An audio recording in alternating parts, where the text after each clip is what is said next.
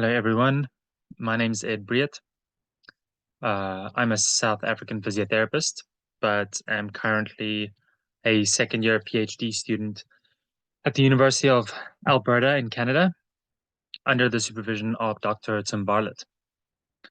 I'm still very early on in my work, and therefore much of what I'm going to be talking about here is not a presentation of data or even my final dissertation arguments, but rather my own thinking through theory and physiotherapy.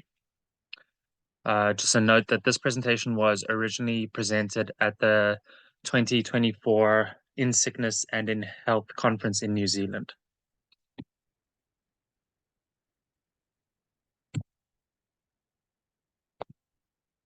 I must acknowledge that much of what follows is heavily drawn from and inspired by the work of my brilliant colleague and partner, Erin Tishner, and her work on the biopolitics of madness. I also want to thank Dr. Tim Bartlett and many other colleagues and friends for their time and guidance on this presentation. David Nichols, in The End of Physiotherapy, writes that the body as machine became a powerful concept, particularly after the Industrial Revolution, when it was thought that it might apply not only to the function of various bodies, but to the machinery of production that had become necessary to fuel the growth of an economy. I argue, we are quite obviously no longer in the Industrial Revolution. Our mechanisms of production have drastically changed, as has the political economy we are situated in. If the concept of the body as machine emerged during the Industrial Revolution, I explore what concept of the body has emerged in our current age in political economy, in physiotherapy, and healthcare more broadly. What forces, global, political, social, economic, and so on, produce it? And what is this concept of the body doing? And what is it also obscuring? Through three main sections, biopolitics, necropolitics, and slow death, I hope to make legible how the new concept of the body being deployed in physiotherapy, what I call the body as modulation, extracts value through making life, death, and the modulation of both life and death productive and profitable. To understand the purpose of these concepts of the body, it is necessary to understand how these concepts are conduits of societal and political power, and thus exercise power over populations. French philosopher Michel Foucault helps us understand how the operation of power has changed as we've gone through different social formations or societal formations. Foucault argues with the emergence of industrial capitalism, disciplinary power gradually took over from previous sovereign societies.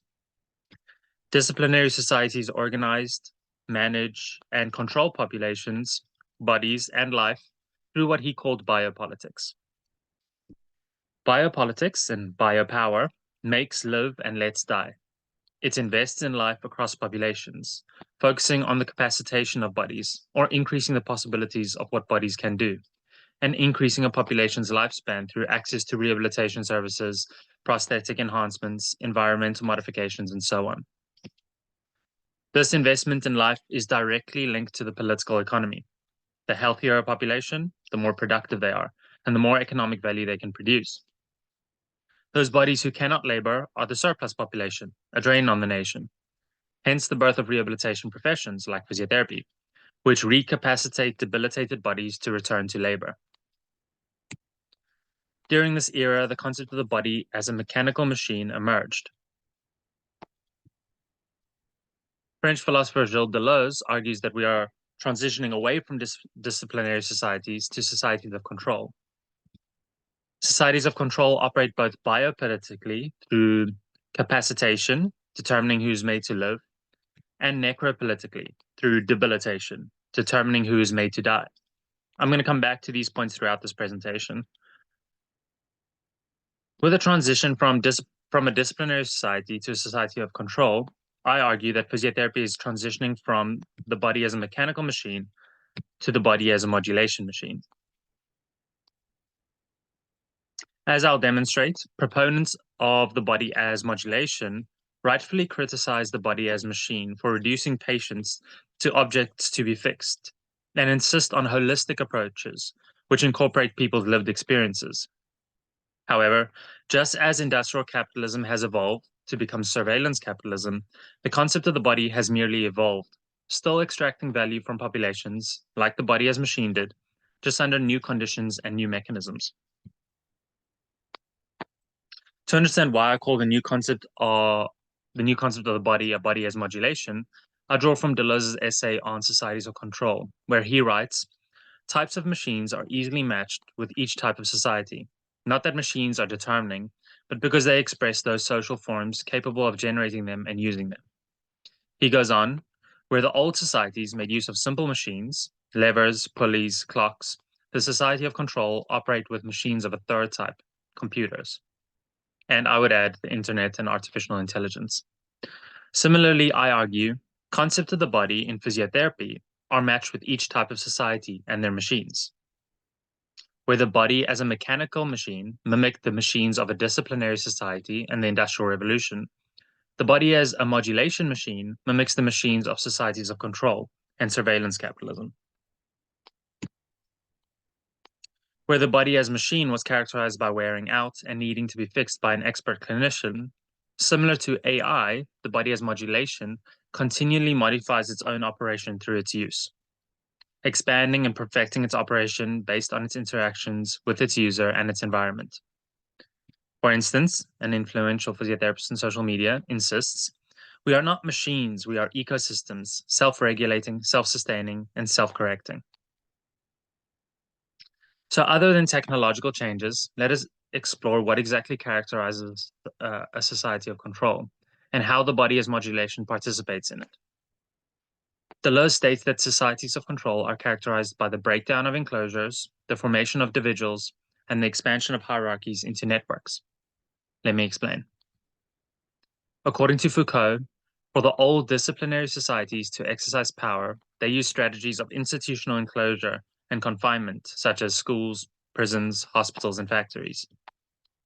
Like a mold or cast, enclosures would produce normal individuals that adhere to a rigid, predetermined social norm. The more abnormal a body is, the more power acts on the body, individualizes it, and disciplines it. In physiotherapy, the abnormal, asymmetrical body was most visible and individualized, so that it could be rehabilitated to adhere to an ideal norm, whether it be ideal posture, movement, strength, and so on. Within the enclosure, mass industrial production in disciplinary societies depended on the proximity of various elements to ensure production was efficient. These elements were further arranged in a tree-like or arborescent, rigid vertical hierarchy.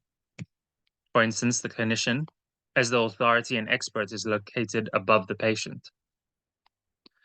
However, in a society of control, the rigidity and closedness of disciplinary societies are no longer suitable and impede the expansion of new, global, networked forms of production. A society of control marks the breakdown of rigid enclosures and discrete spaces, producing self-deforming, continuously changing boundaries, allowing power to move out of the tight enclosures and permeate the entirety of society. The entanglement of domains ensures that people in societies of control cannot disentangle themselves from the logics of work, healthcare, markets, or other institutions that surveil them. Deleuze writes that what counts is not the barrier, but the computer that tracks each person's position and effects a universal modulation. According to Deleuze, in a society of control, power is not exercised on individual bodies, but on individuals, masses, samples, data, markets, or banks, divided up into fragmented constellations of data aggregates to be controlled by transnational corporations. Therefore, although boundaries have become porous, vulnerability, insecurity, and human futures are modulated on a more granular, individual level. Deleuze writes that the person of control is undulatory, in orbit, in a continuous network. A consequence of the breakdown of enclosures is the proliferation of distributive networks. Instead of hierarchies, networks of control are rhizomatically organized, operating through horizontal networks that are sprawling, messy, decentralized, and always changing. Now let's look at how the body as modulation is entangled with mechanisms of control.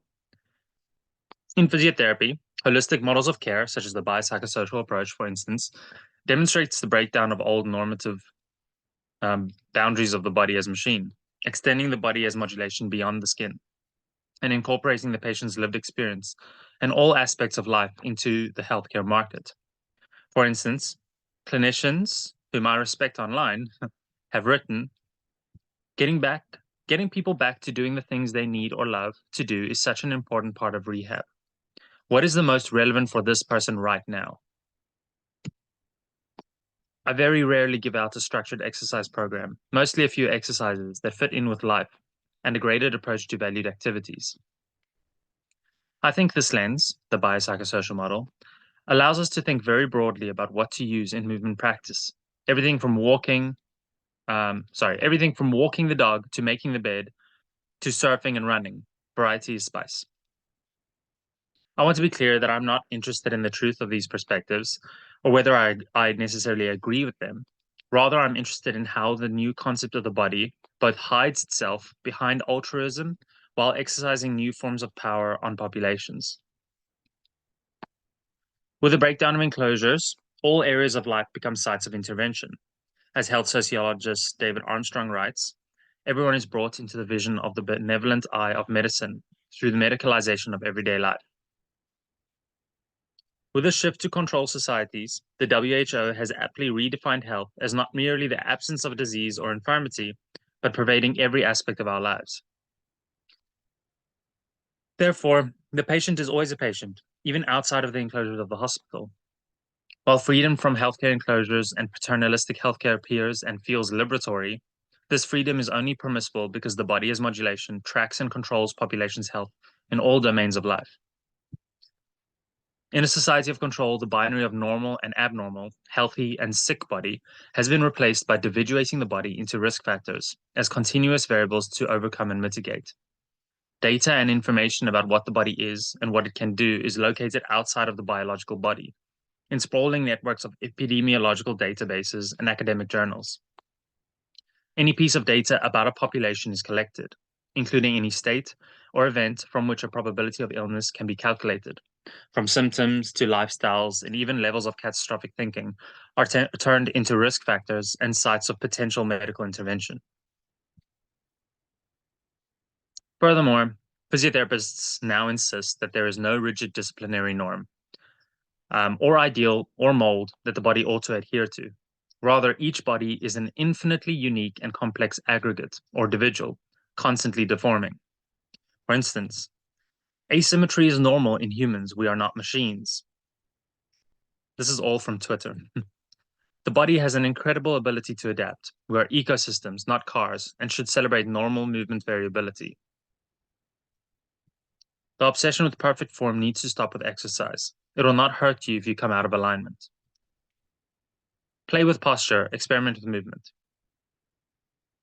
What these tweets express is that there is no longer a rigid bodily norm, but a multiplicity of bodily variability.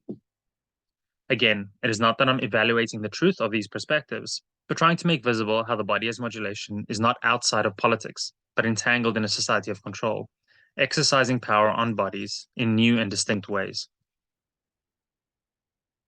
The authority of the clinician and the disciplinary hierarchical power dynamics between client and clinician more than ever before is being destabilized and flattened through person-centered care.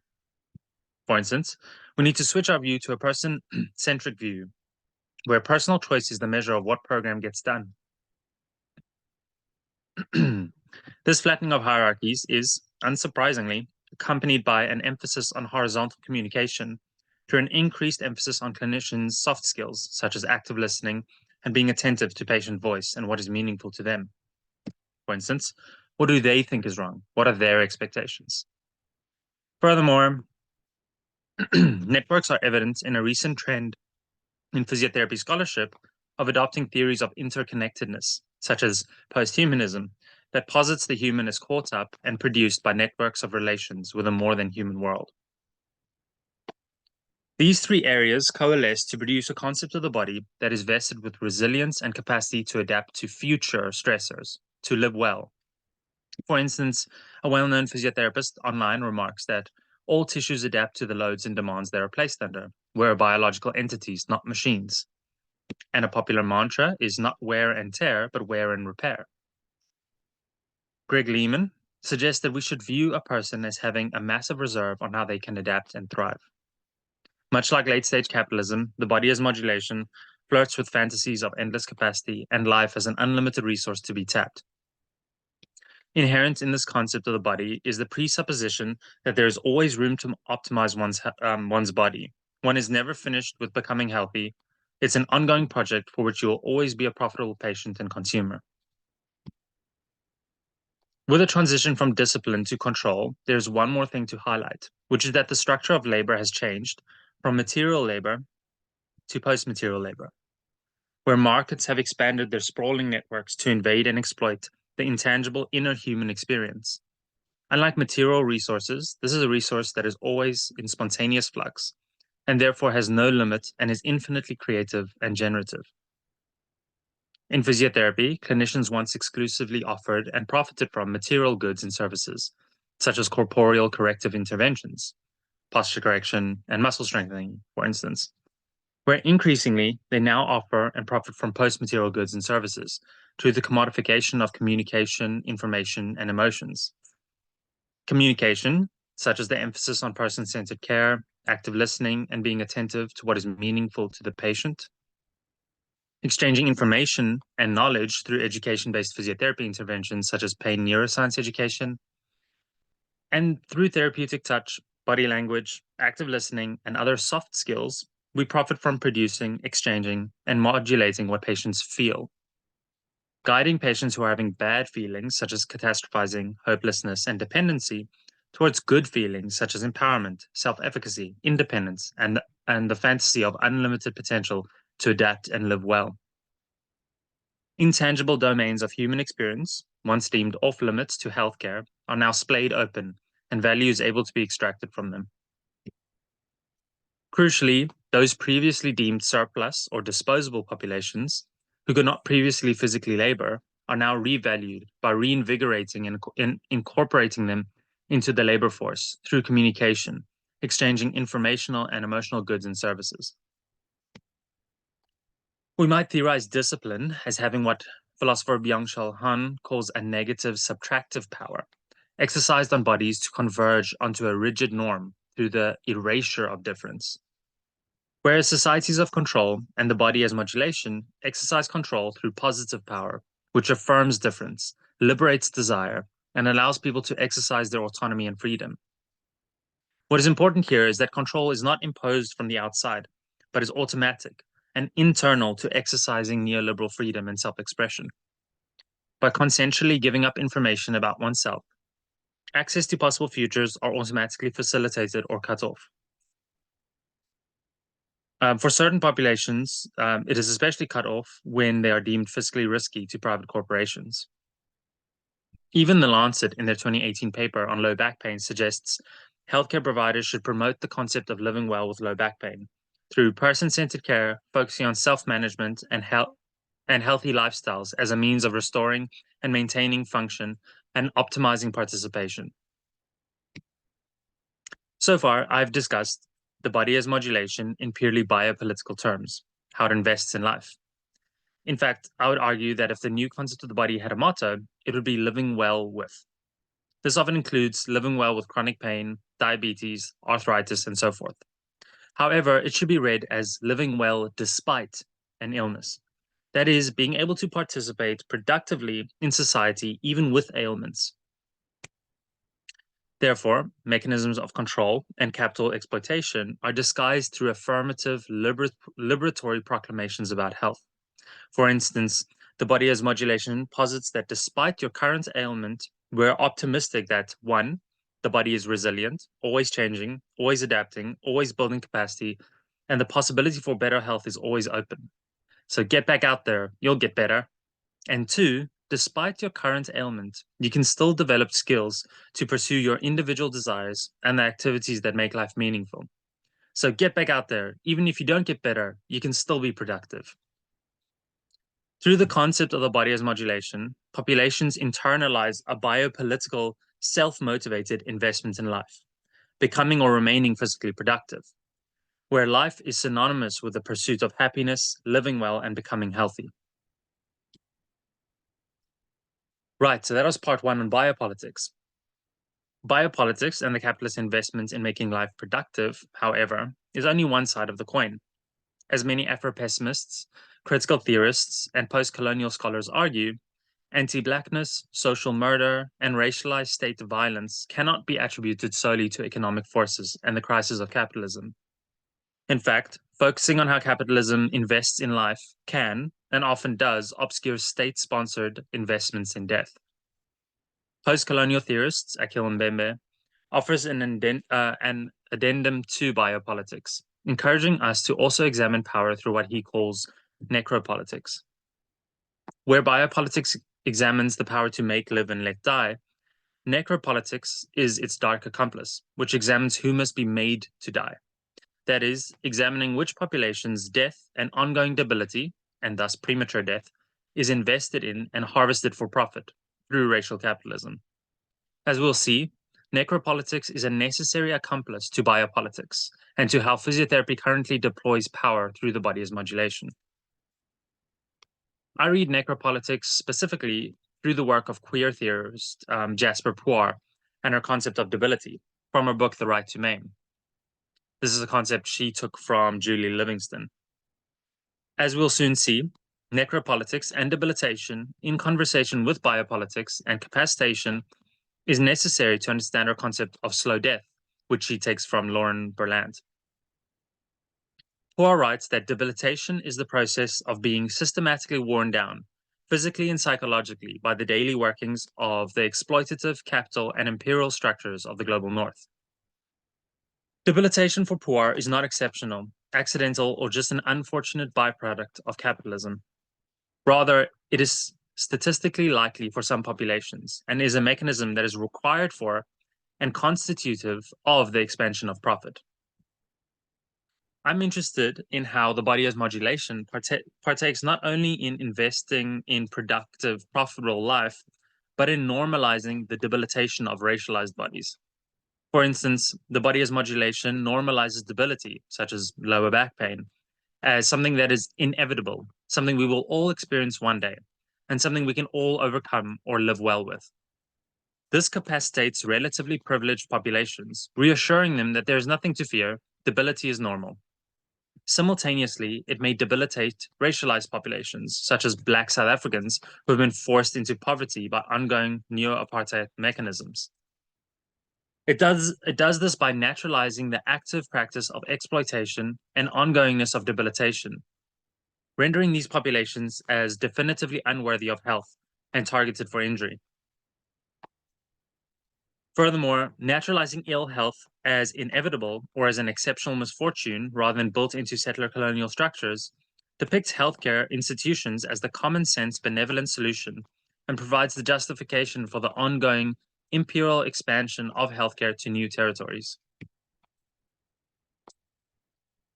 Inequitable healthcare and marginality is first modulated through poverty, where the disposable surplus populations are largely financially cut off from accessing healthcare. However, when considering those who can access physiotherapy, the body as modulation, viewed through debility, might actively modulate and exclude those who cannot perform exceptional cultural rehabilitation. When the body as modulation is deployed, it capacitates those who have the necessary resources to become entrepreneurs of the self, who can increase self-efficacy, who can empower themselves to become ideal neoliberal capitalist subjects, who can wear and repair, who can live well.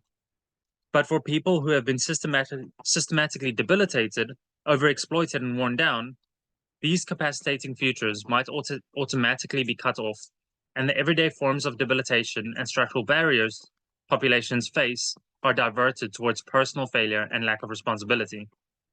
For instance, those who cannot pursue meaningful activity, who cannot return to work, who have high scores of maladaptive beliefs and mental illness are classified as high risk and complex. The complex patients are referred into the old corridors of interdisciplinary institutional enclosures, such as psychiatry, surgery, psychology, the hospital, and so forth. They are further stratified according to medical debt, health insurance, state benefit, and so on.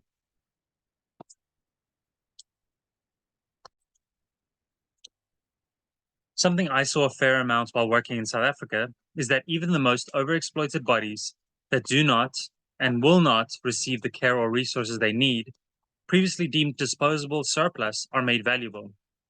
For example, although they may not receive adequate care, debilitated bodies are made valuable as epidemiological data, indicators that signify and insist on the expansion of healthcare to these under-resourced territories, or as a justification for more intensive research, surveillance, and data harvesting, so elite academics can better study and understand marginalized populations. Alternatively, overexploited populations are made valuable symbolically, representing the threat of supposedly failing to embody neoliberal subjectivity, reinforcing the fear of poverty. In either instance, who is made to die, debilitation, chronic illness, and ill health become a resource to be harvested, not a restriction to be overcome.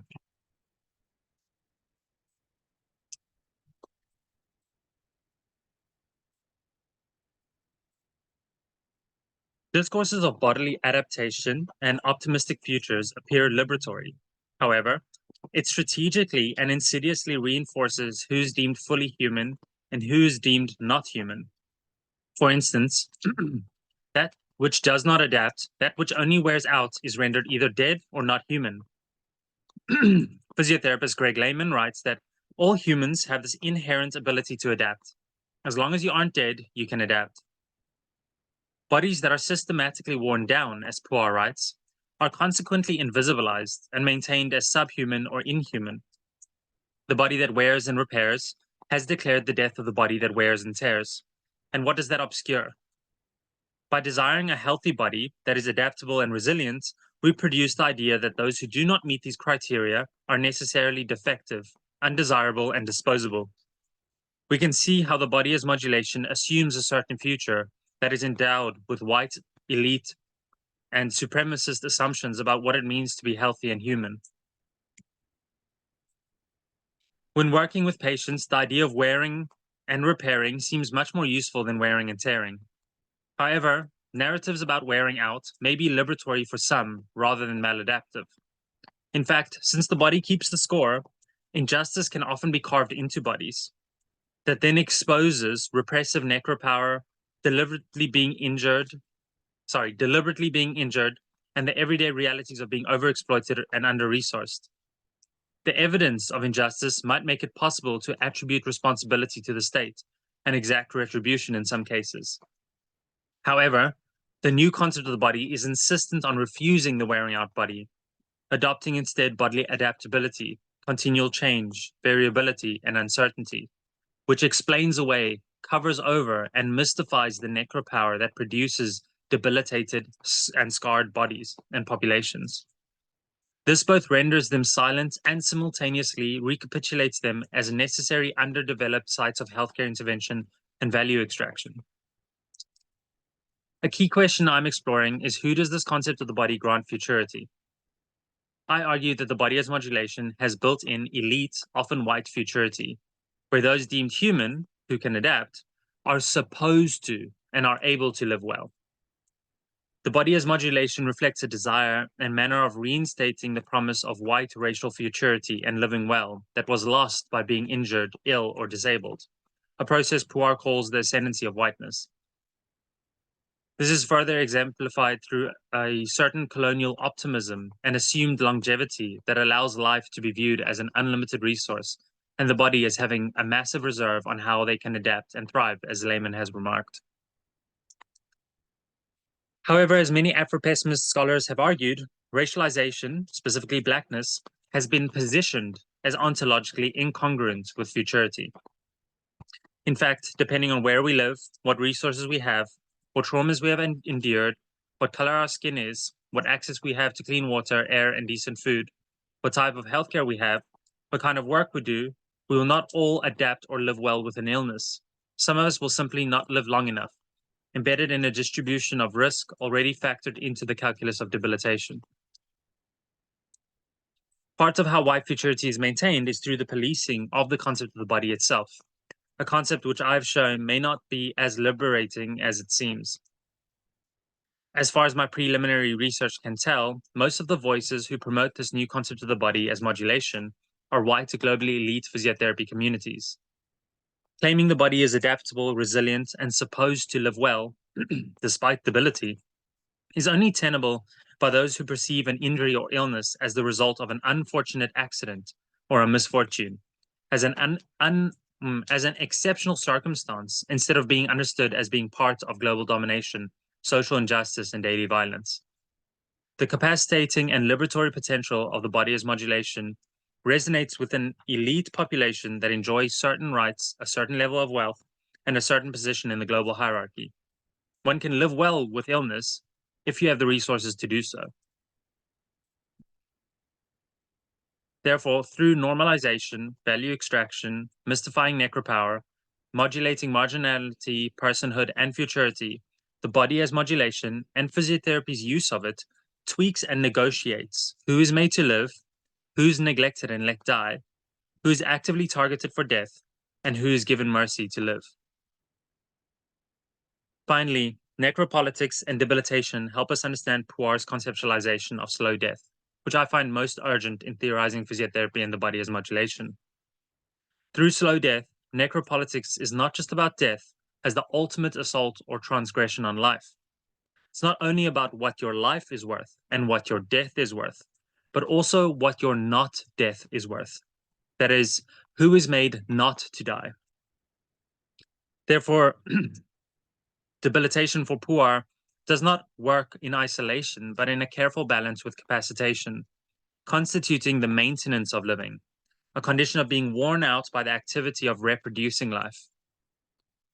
Puar argues that the modulation of debility and capacity, extracting profit by keeping populations alive but perpetually debilitated, is extremely profitable.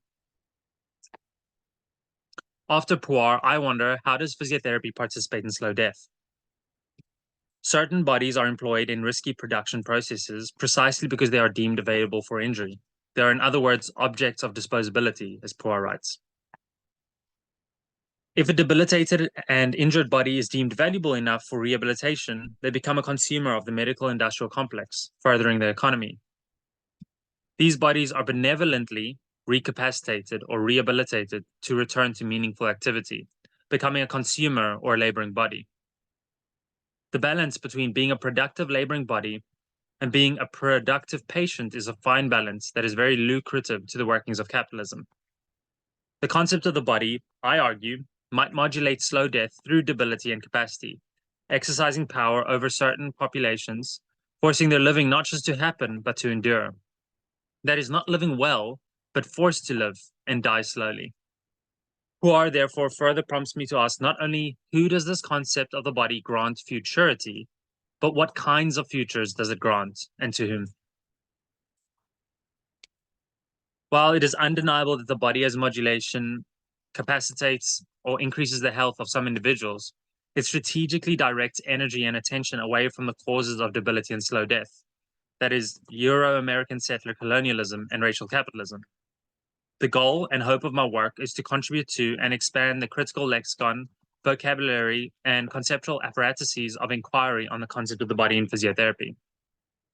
By theorizing the body as modulation, I hope my future and ongoing work will not only make visible what is left out of elite white imaginaries when conceptualizing the body, but also illuminate the built-in absences necessary for capacitating discourses of the body to take shape and capacitate elite populations through the debilitation of populations deemed disposable. And that's all. Thank you.